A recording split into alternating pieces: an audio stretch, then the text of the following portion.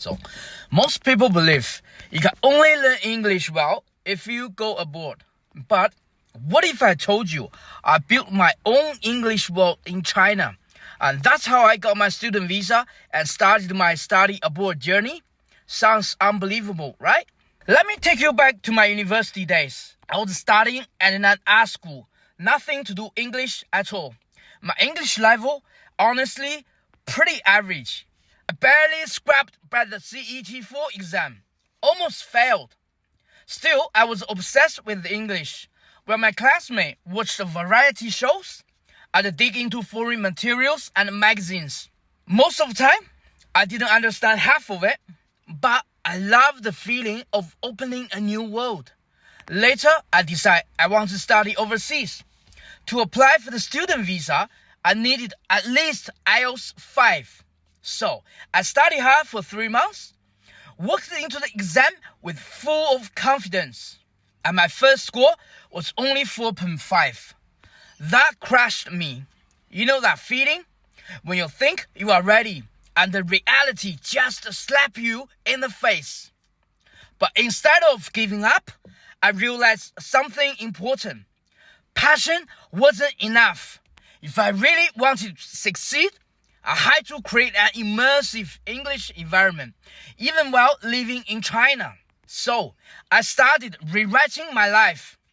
I switched my Nokia N70 phone entirely into English mode. I watched movie and TV shows with only English subtitles. I turned into CCTV International every single day, even if I understood just a handful of words.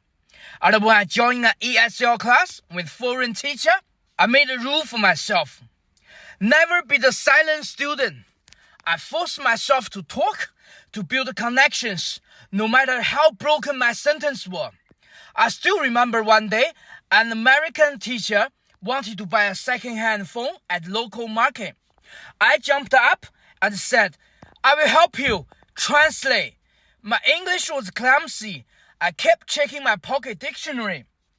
But that was my first real taste of using English in the real life. Step by step, I started hanging out with the teacher after classes. Meals, drinks, conversations, I was always there.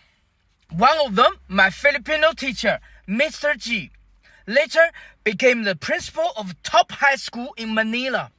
Back then, he was my close friend.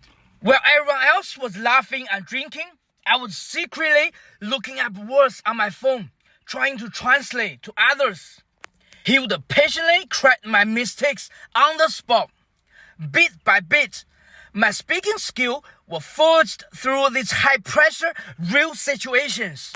I also developed this funny habit.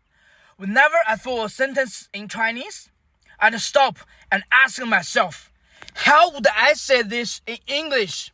My friend laughed at me, called me pretentious. But deep down, I knew this is the only way to make English second nature. And so after a month of living in this self-made English world, I finally broke through. I scored 6 on IELTS, got my student visa, and stepped onto the path of studying abroad. But the biggest thing again wasn't just English. It was a mindset. When there's no conditions, you create them. This journey wasn't about language. It's about daily discipline. It was about opening my mouth even when I was embarrassed. It was about turning the impossible into possible.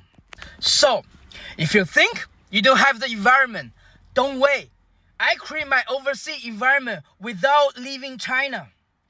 True growth doesn't come from waiting for the perfect condition.